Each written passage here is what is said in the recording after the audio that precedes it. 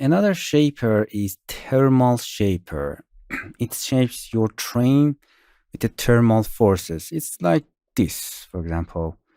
It works with river. You can create a thermal erosion actually for example, the river like this is going down to the tunnel or something like this.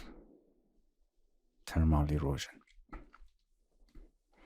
For example, we have a mountain. It's actually softened some part of the, and it's actually all of these are shaper.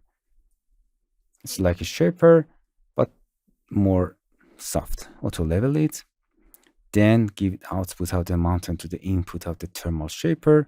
As you can see, it's smoothing out. It's simple erosion, but in a thermal way. You can activate it. Influence is actually how power of that erosion is. As you can see, more powerful erosion like this. You can change the shape of that, more sharper or more bulky like this. You can change it if you want. That's it. It's a very simple way to achieve these results. Hello my friends, to continue these tutorials on YouTube, subscribe us, like us, and hit the bell icon. And now you will be alerted about all of the amazing videos that we release.